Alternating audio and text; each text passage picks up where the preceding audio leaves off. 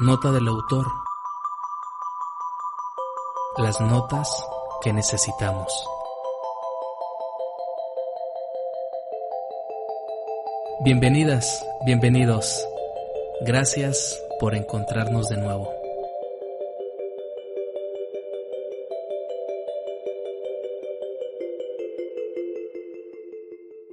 Amigos y amigas de Nota del Autor, qué gusto volvernos a encontrar nuevamente a través de este medio que nos da la oportunidad de llegar a muchísimas personas.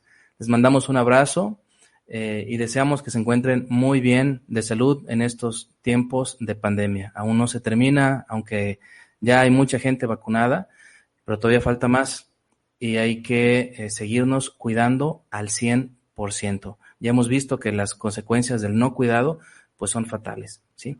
En este día, 27 de mayo de 2021, nos vamos a enlazar con dos amigos fascinantes. Usted ya los conoce, ya hemos grabado algunos episodios con ellos. Uno de ellos, de estos amigos, es el maestro César Rodríguez Quintero, con quien trabajo, somos compañeros de trabajo en la misma institución educativa, la Universidad de Guadalajara. Con él grabamos el episodio de Metacognición, muy visto y muy escuchado. Ahí lo tenemos en pantalla. Bienvenido, César, nuevamente, ¿sí? Hola. Y también ven ahí en ese cuadrito pequeño a Antonio Jesús Ramírez Pedrosa, con quien también ya hemos grabado algunos episodios. Él es poeta y también matemático. Entonces, hemos compartido en otras ocasiones otros temas, pues, diferentes a la poesía. Uno de ellos es la perspectiva o las perspectivas a futuro que debería de asumir la humanidad. Recuerda ese episodio por allá en la temporada anterior. El día de hoy nos hemos conectado 2:44 p.m. aquí en México y en España son ya las 9:44, Antonio. Eso es. Bueno, nos hemos conectado, hemos encontrado este punto dentro de nuestra agenda para conversar sobre la inteligencia artificial. Es un tema que tiene muchos caminos que recorrer. Obvio, no los vamos a recorrer todos hoy, es un tema bastante amplio, pero sí queremos invitarle a que se quede a escuchar estas reflexiones que vamos a compartir. No va a ser una entrevista tal cual, no estoy frente a ellos preguntándoles, sino va a ser un diálogo entre amigos, un diálogo que le vamos a sacar muchísimo provecho. Y antes de empezar este diálogo, esta conversación, quiero compartirles que el historiador mundialmente reconocido y leído, que es una fuente de opinión válida, Yuval Noah Harari, israelí, en 2016 publicó este libro que se llama Homo Deus. En él pues habla de muchos conceptos muy interesantes. Sobre todo dice que la humanidad, los grandes objetivos de la humanidad son tener dicha, llegar a ser felices. Y un objetivo muy claro es el transhumanismo, ¿sí? El libro se llama Homo Deus y pretende que nosotros como especie lleguemos a convertirnos en dioses. No en dioses desde el punto de vista espiritual o religioso, pero un ser humano que sea capaz de conectarse con la tecnología, de conectar su cerebro con la tecnología y hacerse uno solo con el Internet de todas las cosas. Y en toda esta perspectiva que él nos menciona, no vamos a profundizar en este libro, vamos a tocar solamente el tema de la inteligencia artificial. Él pone o hace énfasis en los algoritmos, principalmente en la inteligencia artificial. Cómo la inteligencia artificial está ya, ¿cómo se dice?, metida, conectada con nuestra persona. Nos habla del Big Data, ¿verdad? Cómo los seres humanos estamos dando datos personales al Internet diario y día con día, ¿sí? Entonces él habla que todo es un algoritmo, que por ejemplo, en algún momento dado los científicos van a descubrir el algoritmo de la felicidad, el algoritmo de la depresión, y que se trata solamente de descubrir cómo funciona el cerebro y boom, pues eso va a generar grandes cambios, va a haber una revolución cognitiva impresionante.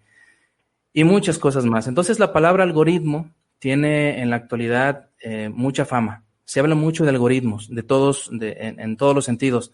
Y antes de iniciar esta conversación, Antonio y César nos hablaban de las diferentes definiciones de algoritmo, ¿verdad?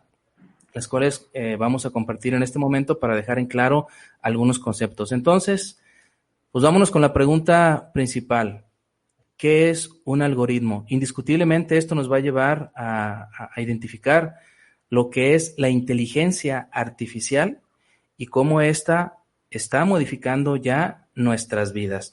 Inteligencia artificial, no sé amigos, no sé si están de acuerdo conmigo, no es un tema actual, ya tiene mucho tiempo, ya tiene muchas décadas, pero ahora con la aparición de nuevas tecnologías, pues ha tenido más realce y es algo de lo que nos tenemos que preocupar o de lo que tenemos que aprender a vivir. Pero empecemos con la primera pregunta. ¿Qué es un algoritmo? Ustedes me llevan mucho camino recorrido en torno a esta temática. ¿Quién quiere? Pues César, adelante. No, Antonio. Antonio, en la presentación estuvimos un poquito platicando antes de empezar esta conversación y yo me di cuenta que Antonio, además de tener una fuerte formación en matemáticas, él es matemático, y además de que escribe algoritmos, de que trabaja continuamente escribiendo código, codificando, haciendo script. Además de eso, tiene formación en inteligencia artificial. Entonces creo que el que tiene más autoridad académica y más conocimiento técnico y definiciones más claras para ayudarnos a entender estas diferencias entre algoritmos, entre inteligencia artificial y lenguajes de programación, en qué momento hacemos referencia a una cosa y cómo esto llega a influirnos a nosotros como personas. Él tiene mucha claridad de eso porque trabaja haciéndolo, ¿no? Adelante, Antonio, ándale, empieza, cuéntanos. Vale, genial. Bueno, al final, la conclusión a la que hemos llegado o la idea que subyace, ¿no?, al concepto de algoritmo, creo que más o menos la compartimos los tres.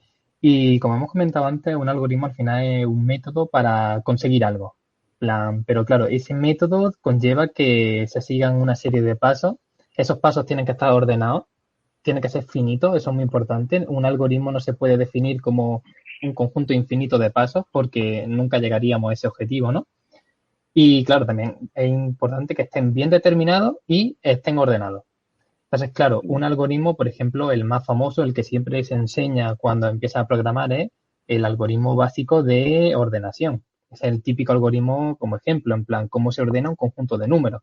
Pues coge el primero y lo comparas con el siguiente y si es más grande lo intercambia. Y así sí, repite hasta que termina y vuelve a empezar, ¿no? Ese sería el más simple de todo. Y claro, a raíz de ahí pues se van o mejorando o creando algoritmos que tengan una complejidad computacional inferior. Entonces, fijaos que partimos de un algoritmo que es un conjunto finito de pasos para llegar a cumplir o a algún objetivo, pero cuando surge la computación por debajo, ya entra en juego lo que sería la complejidad computacional para que ese algoritmo se lleve a cabo. Entonces, claro, cualquier problema que nos planteemos, cualquier problema que tengamos hoy en día, como humanos, digamos, podemos crear un algoritmo para resolverlo. El problema es que habrá problemas que sean tan complejos que ese algoritmo que nosotros creemos de manera física para una persona sea imposible de llevar a cabo. Sin embargo, para una máquina puede ser más fácil o más difícil de resolver o de completar en función de su complejidad. Entonces ahí hay un camino de investigación enorme sobre lo que serían algoritmos P y NP, que eso si queréis lo comentamos en otro capítulo porque lleva a largo.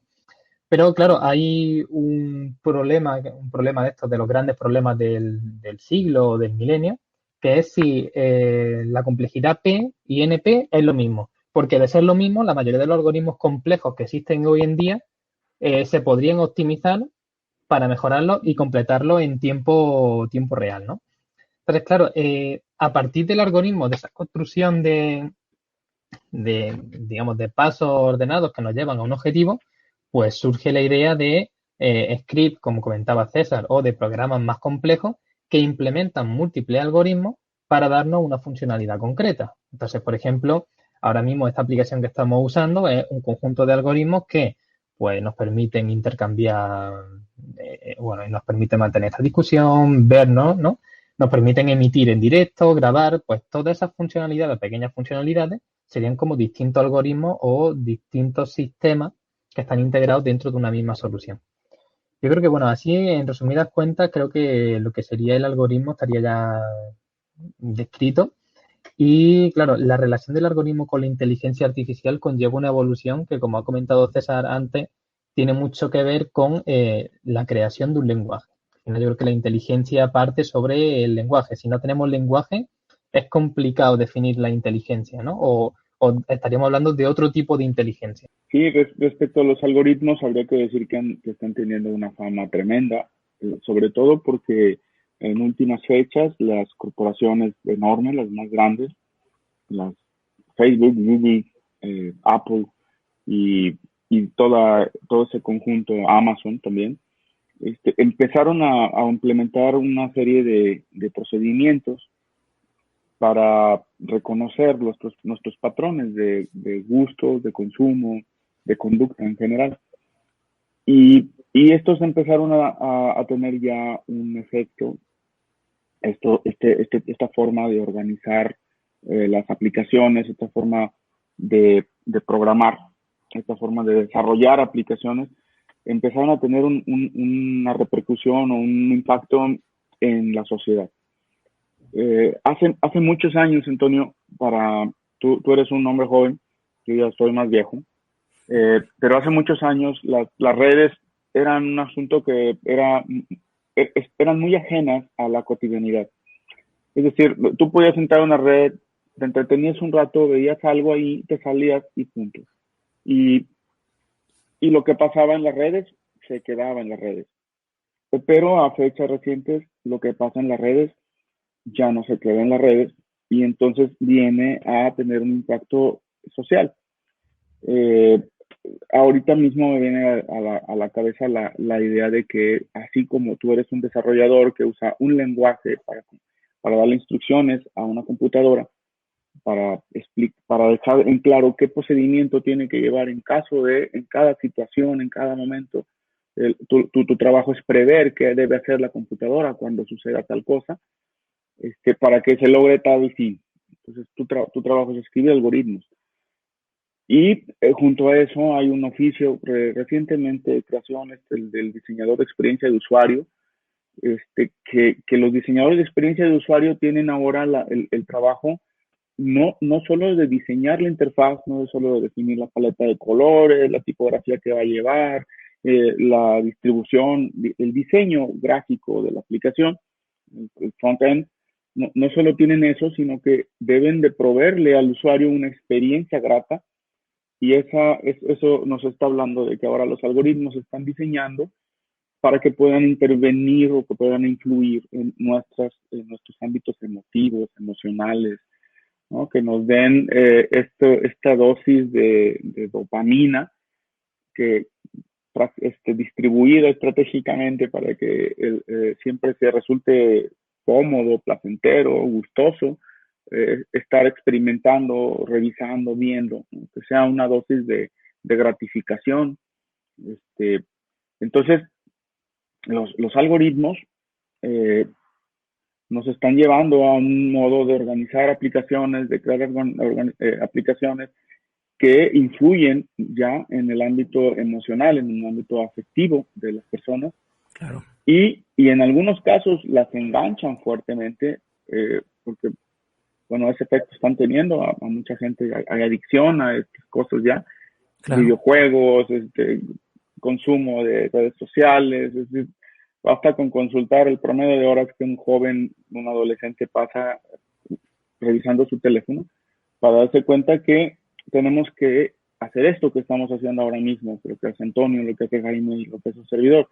Si pensar un poco acerca de qué está pasando ahora en el mundo, de cómo estos algoritmos están teniendo influencia en nuestras personas, en nuestra persona, en nuestros compañeros, en la sociedad, en nuestros hijos, hasta nuestros abuelos, porque ahora ya vemos a los abuelos enganchados en el circo este. Claro. Entonces, esta es creo que una de las razones por las cuales nos sentamos ahora a platicar, a discurrir un poco sobre esta influencia de esto que al parecer es muy matemático, es muy computacional, muy programático, tiene que ver con una sintaxis y con una serie de una semántica en los lenguajes de programación, pero también en lo que está teniendo efecto, en los efectos que causan las aplicaciones nuevas y las, Claro. las páginas web con las que interactuamos todos los días. Uh-huh. Podríamos decir que que la inteligencia artificial o los algoritmos tienen como que dos caras, como que son benéficos, como que pueden perjudicar. Dice Yuval Noah Harari en este libro que acabo de citar que un equipo de Google, una subempresa de Google, está trabajando en descifrar el algoritmo del cerebro.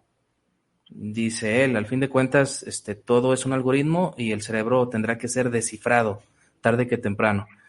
Hay otro neurocientífico que dice, no es posible, el cerebro está conformado con tejidos, con células, tiene otra dinámica y es imposible que se pueda conectar, que le puedan conectar redes y que se pueda conectar al internet. Por ahí hay un choque de ideas interesante. Y en este libro también se menciona que hay cascos, hablando de lo que tú decías, César, de cómo la inteligencia artificial también te genera estados de ánimo satisfactorios, etcétera. Hay cascos que ya se están utilizando en fase experimental en Europa que se los han puesto a pacientes depresivos. Y esos cascos generan un tipo de estimulación eléctrica que pues, obviamente va directamente a la funcionalidad de los neurotransmisores, a la sinapsis, y que en pocos días o semanas han curado en ciertos pacientes síntomas depresivos. Entonces, no es una técnica invasiva, no se está tomando ningún tipo de fármaco, es ya a través de esos cascos que son inteligencia artificial, que son algoritmos. Y en otro caso, dice este autor que a una militar la metieron a una simulación, a un espacio simulado donde pues mataba personas.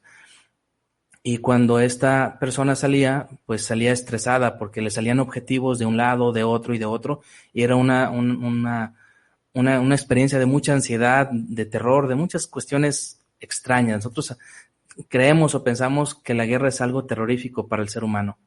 Bueno, pues le pusieron un casco diseñado exclusivamente para controlar su estado de ánimo, se lo puso, entró a esa zona de simulación, hizo lo que tenía que hacer y cuando salió le preguntaron, ¿cómo te sentiste? Fue una experiencia fascinante. No sentí estrés, no sentí presión, no sentí ansiedad, no sintió nada. Entonces yo les pregunto, amigos, esto de la inteligencia artificial, claro que es esperanzador por una parte, pero por otra, ¿qué riesgos puede traer? César nos introducía en ese camino, ¿no? Cómo esto también tiene una influencia muy directa en la vida de las personas. ¿Qué podemos decir? Pues fíjate que antes incluso de que estos algoritmos, esta inteligencia artificial se aplicase a la tecnología tal y como hoy la percibimos, ¿no? Muchas empresas ya lo usaban para intentar conseguir beneficios a nivel de ventas, por ejemplo.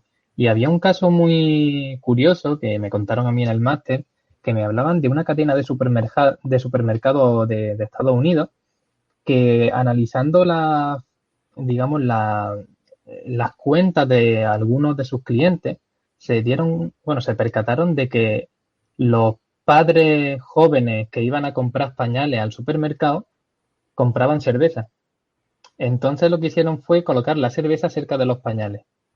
Entonces Qué con eso buena idea. consiguieron mejorar las ventas en cerveza. Porque al final, en el camino hacia el objetivo, que eran los pañales, tú encontrabas lo que te gustaba. Y fijaos que a partir de ahí, toda la organización actual de los supermercados se basa en los patrones de comportamiento de sus clientes. Fijaos que en qué momento, ¿no? Antes iba a pensar que colocar un artículo en determinado sitio iba a provocar eso que ahora llaman compra por impulso, ¿no? Entonces, fijaos que esa sería un poco la primera aplicación de este tipo de técnicas inteligentes, ¿no?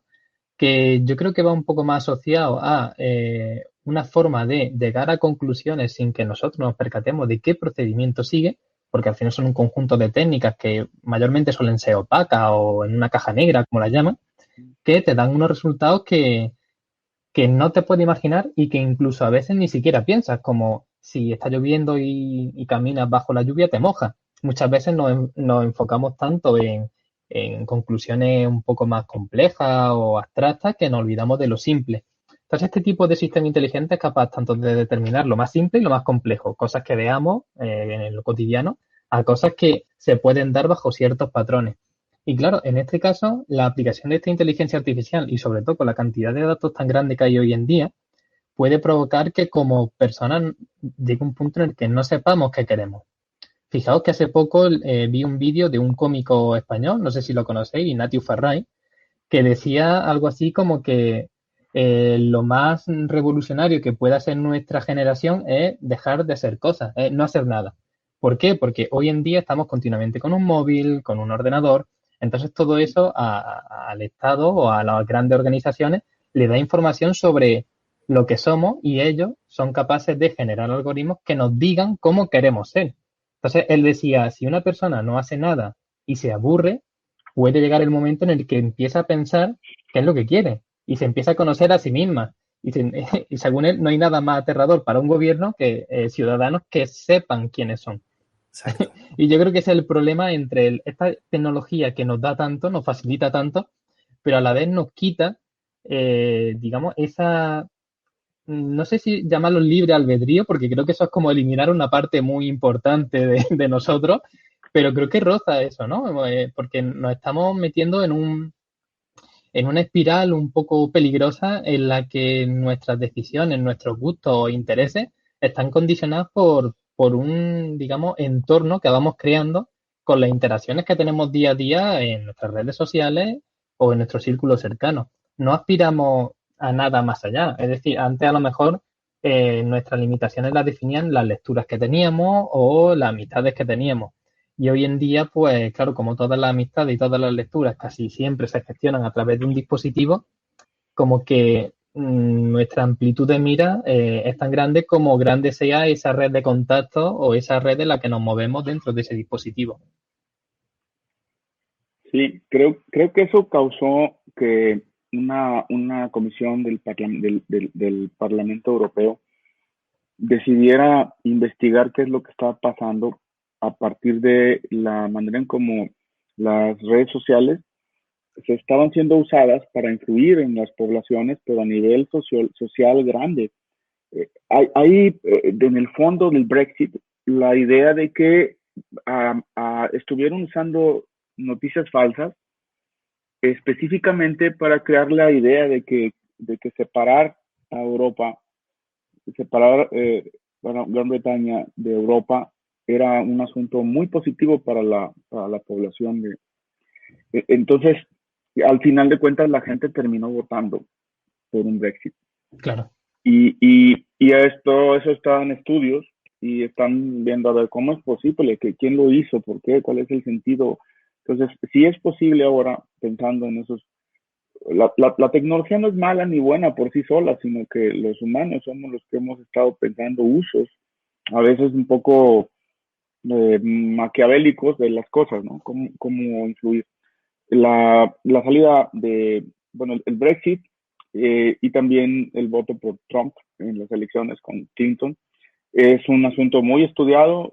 Se sabe pues que hay una gran influencia por parte de las granjas ahora de robots, de bots, que son no es otra cosa más que un conjunto de personas que se organizan, les dan 100 teléfonos a cada una y cada una replica y replica y replica desde distintas cuentas, replica el mensaje. Nosotros acabamos de tener una experiencia en el 2018, hubo una elección en México, Antonio, donde a- tenemos un nuevo gobierno. Ese gobierno ha sido estudiado en las formas como se ha comportado en las redes sociales, porque ahora resulta que tanto la derecha como la izquierda tienen a su conjunto, a su ejército de bots, tratando de influir en la percepción de los votantes. Entonces, hace poco una investigadora, una señora, una antropóloga, socióloga, antropóloga, que es experta junto con otro, que crearon un grupo que se llama Signal Lab en una universidad aquí de Jalisco, donde nosotros vivimos, que se llama ITESO. Entonces descubrieron que había toda una organización interna de personas y dispositivos, que uno mandaba el mensaje y otro se encargaba de replicarlo, y dieron cuenta de eso a través la analítica de tweets, ¿no? Analítica de Twitter. Entonces, en Twitter entraron, descargaron todos los nodos y las respuestas y las conexiones que había entre otro y otro, y pues ya encontraron que la cuenta que mandaba el mensaje tenía otra cuenta, otras 20 o 30 cuentas que replicaba ese mensaje, y ese a su vez otras, y encontraron los patrones.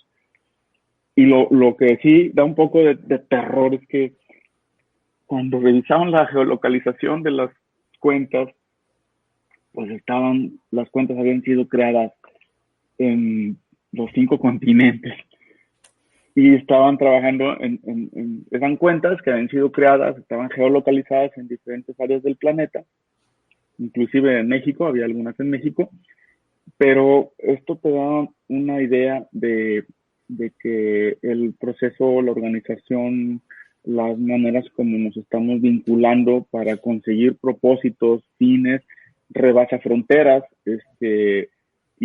y probablemente está centrada en dos asuntos, ¿no? Obtener beneficios económicos o obtener poder político. Esa es Claro. la cosa hacia donde yo creo que podríamos, o sea, a lo mejor es muy dicotómico, pero pues sí podríamos empezar a pensar en eso, en esos dos referentes, el Sí. tener mayores ingresos económicos y también acumular mayor poder político. Claro, dice el historiador que he citado ya reiteradas veces en su último libro de 21 lecciones para el siglo XXI, que en un breve tiempo estaremos viviendo dictaduras digitales, donde quien tenga mayor cantidad de datos es el que va a imperar, ¿no?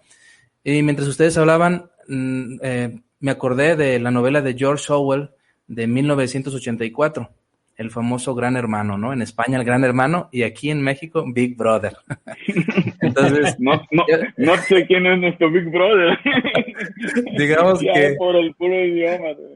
claro, digamos que el Internet que ahora pues estamos viviendo es el Gran Hermano, es el 1984 de George Orwell, y podemos pensar que sí, pero yo les pregunto, ¿es bueno que dar nuestros datos al Internet?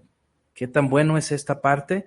¿O aferrarnos al tema de la privacidad? Porque también eso está de moda en la actualidad, ¿no? Los famosos, bueno, la privacidad de los datos, defender nuestra privacidad, defender nuestra autenticidad. ¿Qué hay de bueno o qué hay de malo en eso? ¿Entregar nuestros datos o defendernos de entregarlos al Internet? Uf, al final es que lo complejo de eso es que vivimos en un mundo en el que prácticamente la mayor parte de la población ya está utilizando herramientas de redes sociales, y el no pertenecer a esas herramientas de redes sociales al final te deja fuera del sistema.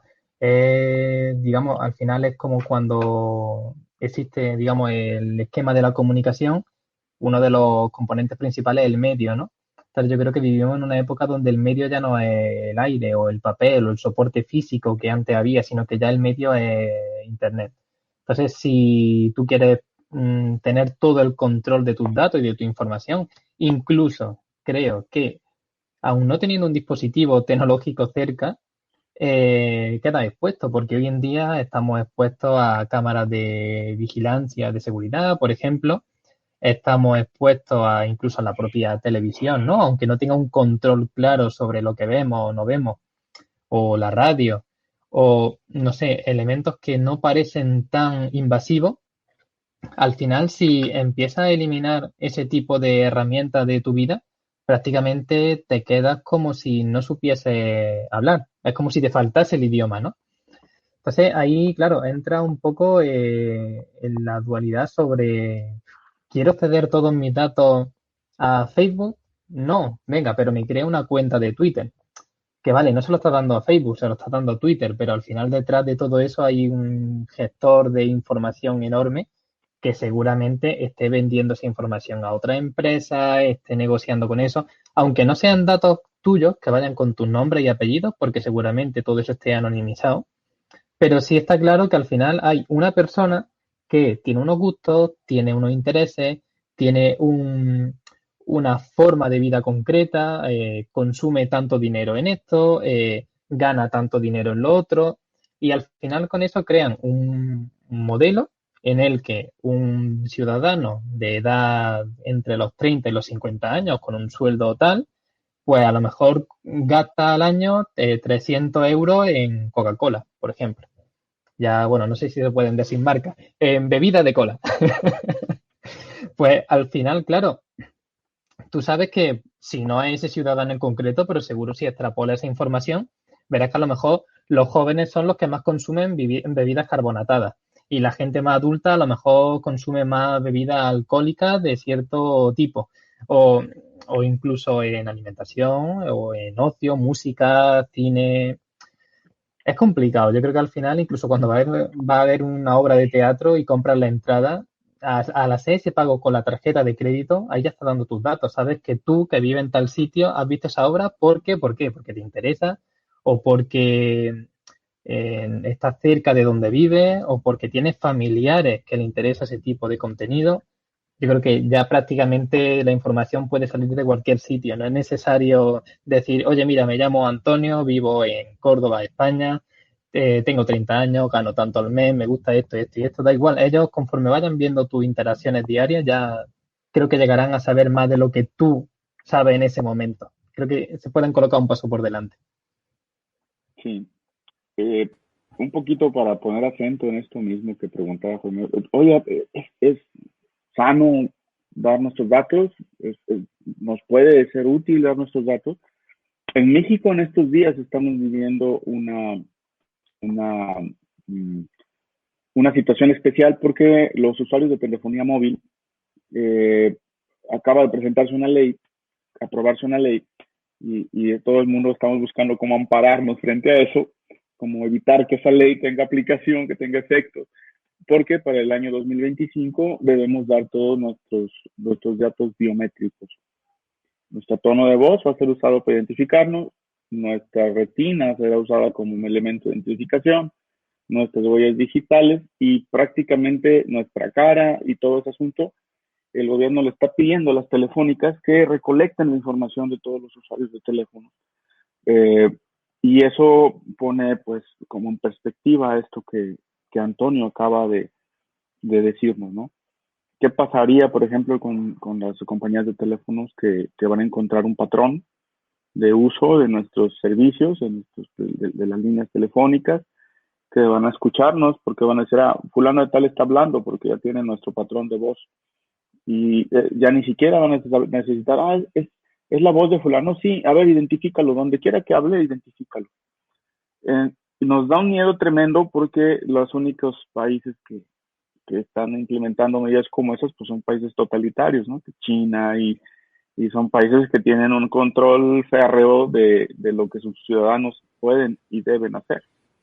Entonces, en las democracias libres, en las democracias republicanas como las nuestras, imperfectas y sucias y corruptas, son creo que todavía mejor que estas cosas tan deshumanizadas en las cuales se convierten los regímenes totalitarios. Entonces, si uno tuviera que llegar esto a los límites, uno debería pensar, híjole, ¿qué haría un gobierno? Bueno, un buen gobierno, ¿qué haría?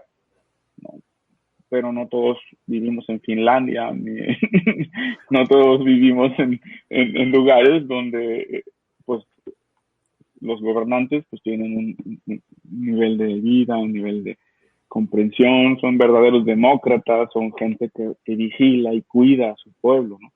En otras partes del mundo eso no pasa. Entonces, esto es un fenómeno global y nos implica a todos. Ahí los que estamos viviendo en territorios en vías de desarrollo, los que viven en áreas del mundo donde ya tienen un nivel de avance mayor, y otras donde acabo de darme cuenta con un amigo que viajó a hacer misiones a África.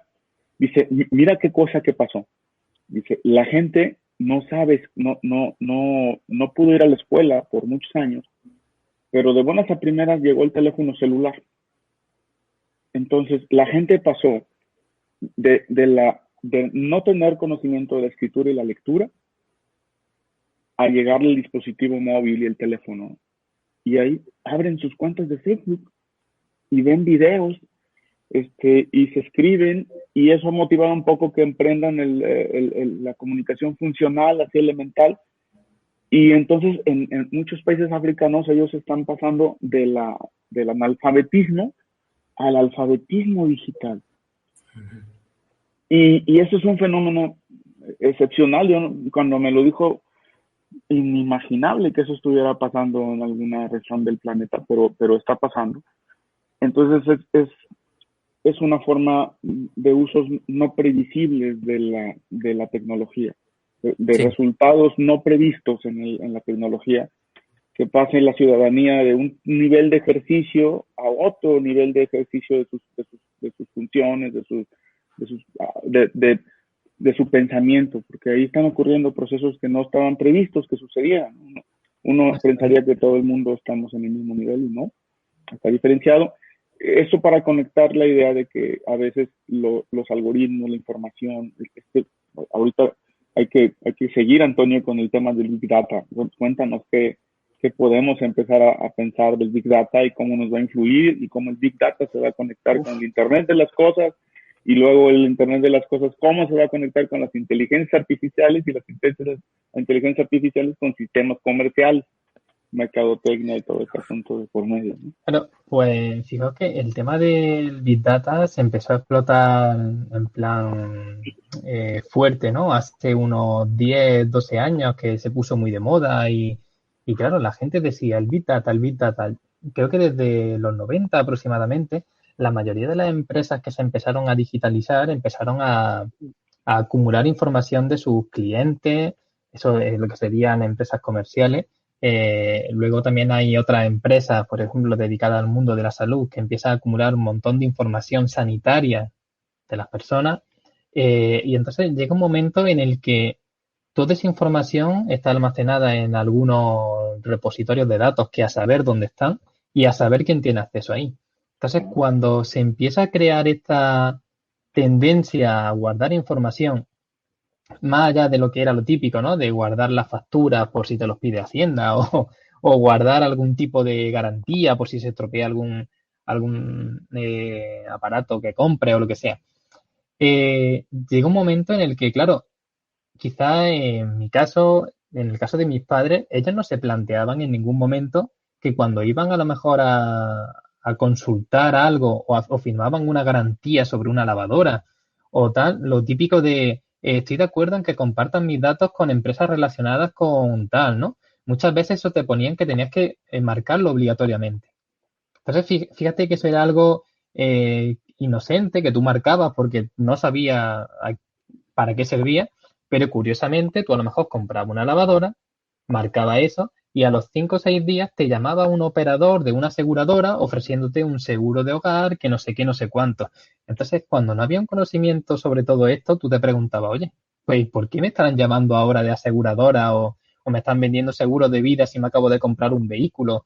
O fíjate que ya lo preocupante sería, y creo que cada vez pasa más, que si a lo mejor detectan nuestra ubicación cerca de centros médicos o detectan nuestra ubicación cerca de algunos locales determinados, pues eso desencadena pues todo el proceso necesario para decir, oye, mira, este usuario tiene o va cada 2 días a un hospital, seguramente necesita un seguro de vida o un seguro médico o cualquier otro tipo de, digamos, recurso relacionado que le pueda servir y que nos pueda beneficiar a nosotros.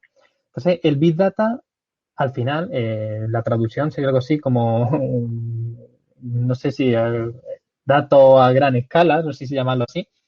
El problema es que, claro, cuando teníamos muchos datos, no teníamos dispositivos lo suficientemente potentes como para procesarlos. Y a raíz de ahí empezaron a crearse muchos algoritmos que lo que hacían era optimizar todos los procesos de obtención de información.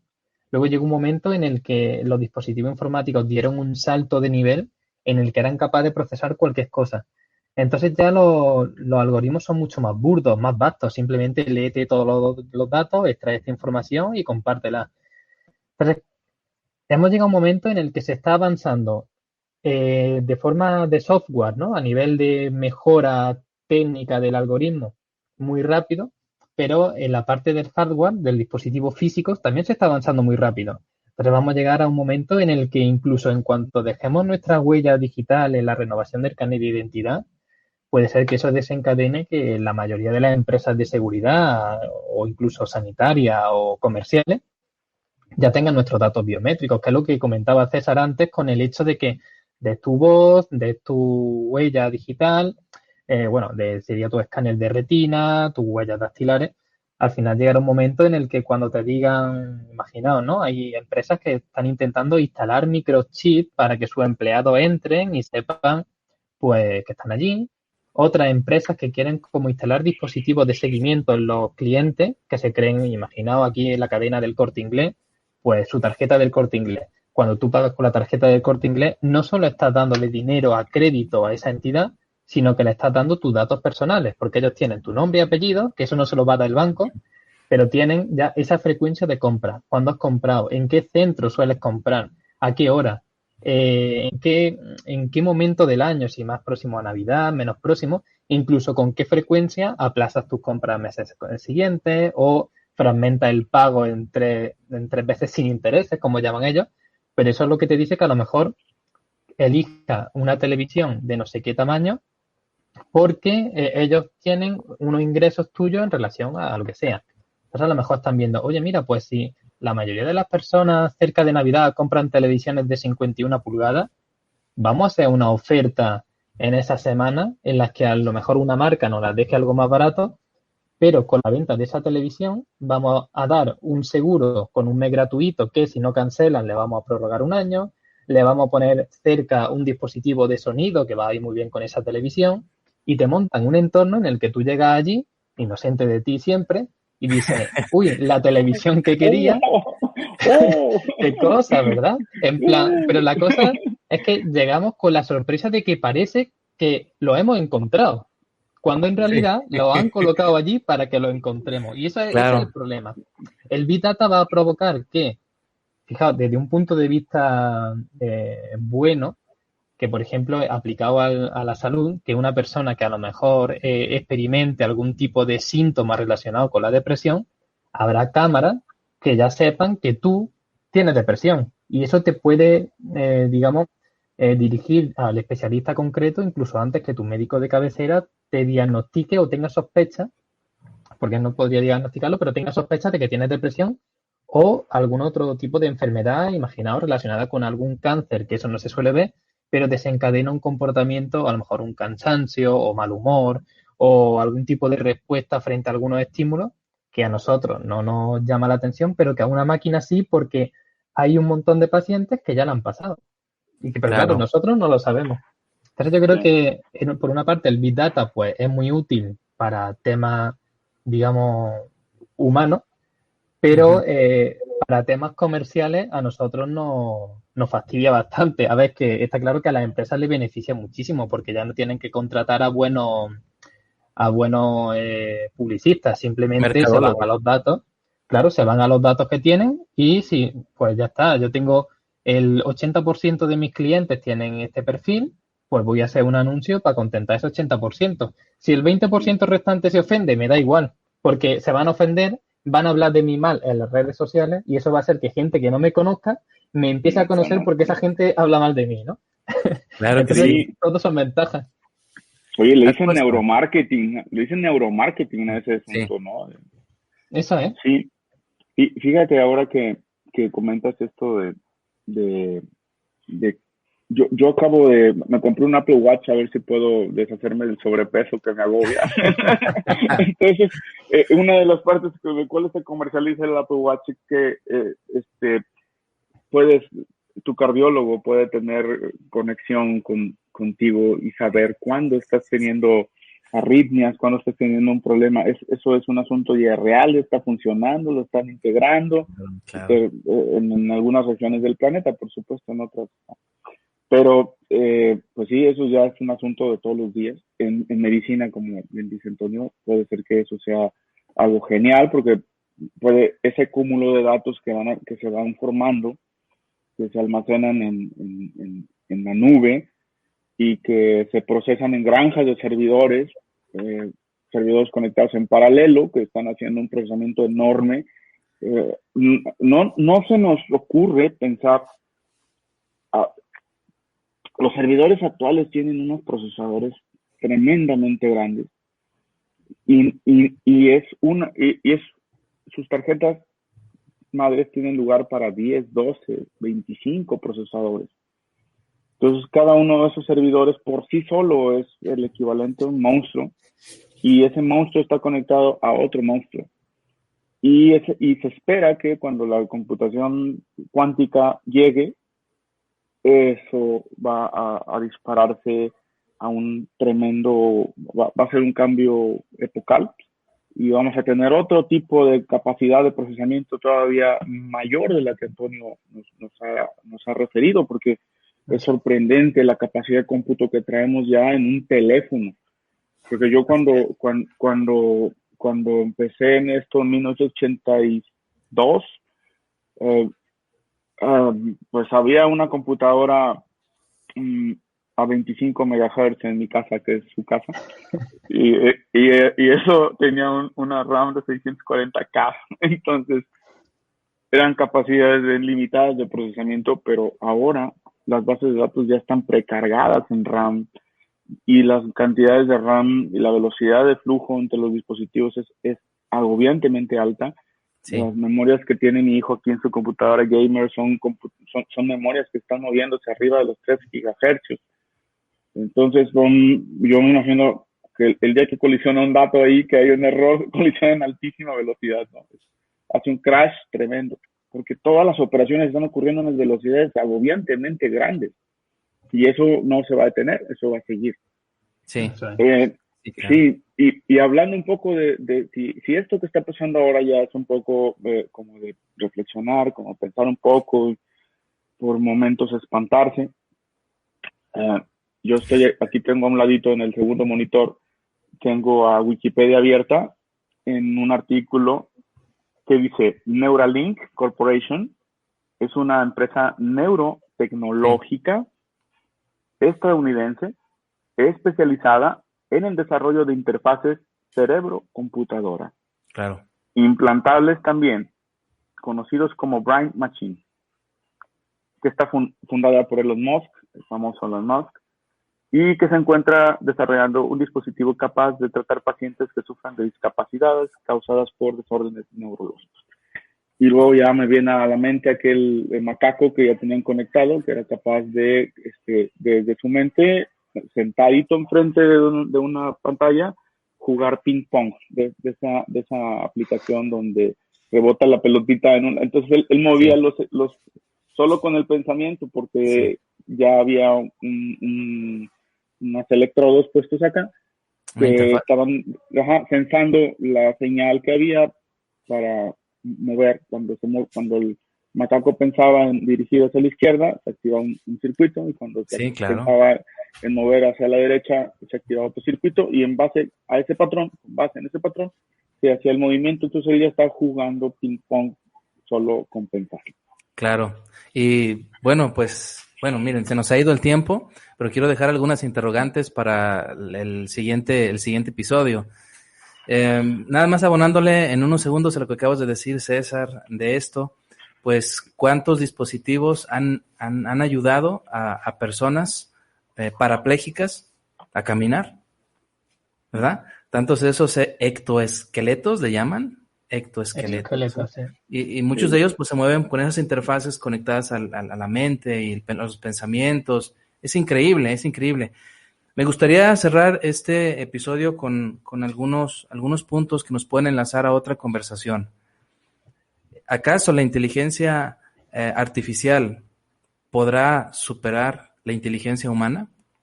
Lo voy a dejar en puntos suspensivos por esta cuestión que acaban de citar los dos, con Antonio con el Big Data y César con el procesamiento de datos increíble, supercomputadoras que procesan información increíble, que el cerebro, no sé si ustedes me den la razón, el cerebro humano no lo puede hacer. No lo puede hacer, así estudie, no sé, el resto de su vida. Es una cantidad inmensa de datos que están procesando esta inteligencia artificial.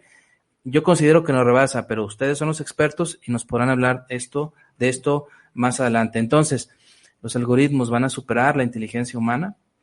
Y otro tema que dejo en puntos suspensivos, ¿qué pasa con los empleos del futuro? ¿Habrá gente que se va a quedar sin empleo? Hace un momento que Antonio nos mencionaba de las instituciones de sanidad. En un libro también me encontré con esta cita de que algunos médicos ya no van a tener trabajo. Habrá robots que se van a conectar a la base de datos, al Big Data y a todos esos datos biométricos que tú has dado y te van a dar un diagnóstico con una precisión increíble. Y por último, este último temita que quiero dejar pendiente acerca del libre albedrío, que al principio se comentó, Antonio creo que lo mencionó, pero ahora con el Big Data, bueno, pues ¿quién va a decidir por ti? Sí, ¿es acaso estas máquinas que procesan tu información y que te van a ir orientando, que van a ir personalizando la información que tú ves en internet, ¿cómo se dice? Los anuncios publicitarios? Ya existe eso. Hay gente que dice, hay cámaras en mi celular que me están viendo qué estoy comprando. Se me hace un poquito chistoso eso, no tengo bases para decir si es cierto o es falso. Yo les digo, ¿pero por qué? Si acabo de ir a una tienda y me aparecieron ya artículos de esa tienda en la que yo ando. Bueno, quisiera dejar estos 3 temas ahí en el aire y podernos encontrar en otro momento para platicar de ellos. Y para cerrar, pues me gustaría que en un minuto comentáramos algo de este episodio, algo en lo que ustedes quisieran puntualizar. Bueno, yo empiezo. Parece que el futuro ya llegó. Cuando nos acordamos, yo tengo aquí un robot barriendo mi casa. Ya puse unos foquitos que se prenden solos y son focos Wi-Fi. Cuando me dicen, ¡foco el Wi-Fi! ¿Qué es eso? Entonces, la automatización de las casas, el asunto de la robotina esa que anda por aquí. Sí. Ahora mismo esta posibilidad de estar en un entorno platicando con Antonio, que está ahora mismo en otro continente. Estamos usando una conexión transatlántica. Nada más basta pensar que cada dato que está viendo se está yendo por fibras ópticas y atraviesa todo el Atlántico y está llegando al centro de Europa, y el centro de Europa se distribuye a todos los nodos y es una red enorme global, y todo eso está permitiendo interacciones nuevas, distintas, está permitiendo una sociedad nueva, una sociedad diferente que está cambiando, lleva una ruta, un rumbo al cual quisiéramos saber cuál es ese rumbo, porque Antonio y yo ya nos estaríamos haciendo socios para alguna empresa, algún negocio grande, así que si supiéramos cómo va a ser el futuro, ya Antonio, te mando mi contacto y hay que ponernos de acuerdo. Esto es lo que viene, pero no, todo es un futuro abierto.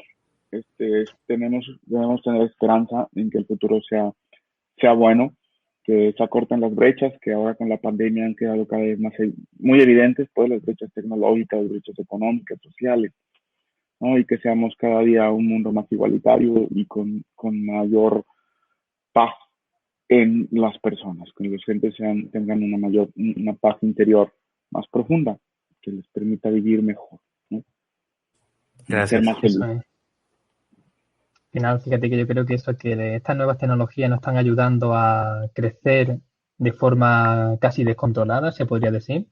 Es genial, claro, las ventajas que ofrecen en ese sentido de que podamos tener esta conversación, de que podamos acceder a algunos medios que antes no se podía. Aunque también pienso que estamos en un momento creo que, no sé, como que estamos adormilados o nos estamos abandonando a que otros decidan por nosotros, que nos hagan la vida de una forma mucho más fácil. Y al final yo creo que esto va ocurriendo a lo largo de la historia. Antes quizás controlaban por historias, por novelas, por programas de radio, mucho antes a lo mejor con las típicas leyendas, ¿no? o incluso metiendo miedo en la sociedad de alguna forma, pero siempre ha habido ciertos despertares, creo yo. Entonces, no sé si, quizás fíjate que antes has comentado también lo de la computación cuántica. En caso de que la computación cuántica se dé y cuando sea real, yo creo que va a haber un nuevo despertar a nivel social, porque todos los sistemas que tenemos construidos ahora para la seguridad de la información, que al final se basa en que es prácticamente imposible resolver el problema de esa seguridad sin conocer algunos parámetros, con la computación cuántica eso se va a romper de forma inmediata. Entonces sí puede ser que todos los datos que estén ahora seguros se queden expuestos y sea un verdadero problema para ya tanto para la seguridad como para lo que has comentado del libre albedrío, ¿no? Porque si ya cualquiera puede tener acceso a todo lo que somos, y todo lo que somos hoy en día es lo que somos como personas y lo que ofrecemos a los medios con redes sociales, pues quedaría totalmente expuesto. Entonces, claro, como hemos comentado, hay cosas muy buenas, sobre todo dedicadas pues, a la medicina, a la investigación y al desarrollo, pero tiene ese contrapunto que da cierto miedo porque da la sensación de que nos están controlando. Sí, da la sensación de que nos están viendo, como George Orwell en su 1984, y que estamos, ¿cómo se dice? Casi desnudos o desnudas ante el Internet y ante mucha gente que ni siquiera idea tenemos.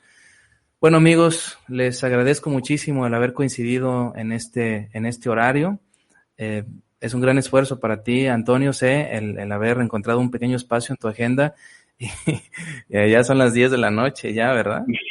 Sí, pero bueno, Ya deja de dormir. es buena hora. Claro.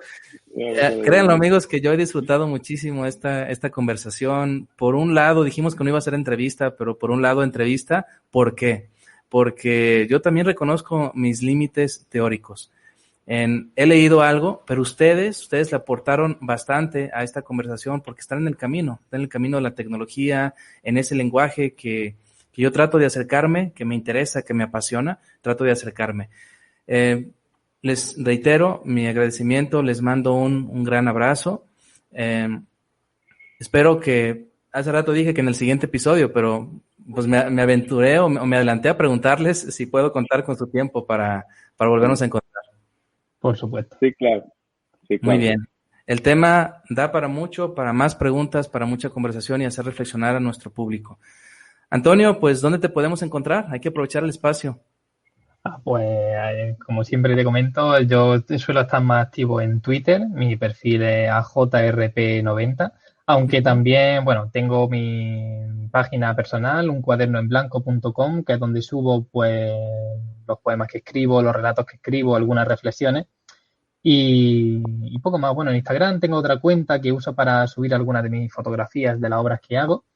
Y ahora estoy escribiendo, creo ya te comenté, un taller sobre escritura de haiku. Bueno, Y justo antes de esta conversación estaba terminando un capítulo de la introducción y vamos, yo estoy reaprendiendo lo que es haiku. Así que ya, ya te comentaré y te daré más detalles cuando lo tenga. Y si quieres, pues un día hablamos sobre este tipo de poesía que también está muy relacionada con la inteligencia, digamos, más tirando a lo emocional o espiritual, ¿no? a mí se me hace interesante tu personalidad, Antonio, porque eres un tipo que programa, que está en este lenguaje de la informática, de los algoritmos, y como te dije en un programa, tu cerebro encuentra un espacio para otro tipo de creatividad, la creatividad que se ve en tu poesía, en tus relatos, que es fascinante, es increíble, admirable. Y por este otro lado está César. Gracias, César. Eres un creativo. Yo te he admirado desde hace ya muchos años. Le comparto a nuestro auditorio que aquí en el chat que tenemos privado, yo le decía, oye, César, pues, ¿qué onda? ¿Qué hablamos de ti? ¿Qué promovemos? César no solamente está en el área de la tecnología, sino también que es fotógrafo profesional, está certificado por Google en diferentes procesos, es profe, maestría, quién sabe cuántas cosas. También es un cerebro complejo. Y gracias por estar aquí. Ya me has dicho que en el siguiente programa va a haber una ocasión para que tú promuevas tu curso de fotografía, así también como lo ha dicho Antonio. El curso de haiku que ya me ha platicado, pues Nota del Autor es una plataforma abierta para hablar de nuestros talentos, compartirlos con las demás personas. Muchas gracias. Y bueno, estimado y estimada público, Comunidad Nota del Autor, le seguimos insistiendo para que nos visite, notadelautor.com. Estamos con el mismo nombre en YouTube, en Facebook, andamos en Spotify con nuestros podcasts y bueno, siempre serán recibidos sus comentarios. Por favor, no se olvide de comentar, de preguntar en las casillas que están aquí abajo. ¿Qué le gustaría preguntarle a nuestros invitados, a nuestros colaboradores acerca de esto de la inteligencia artificial? Muchas gracias, un gran abrazo a todos. Hasta la próxima. Adiós. Gracias. Gracias por escucharnos. Hasta la próxima, Nota del Autor.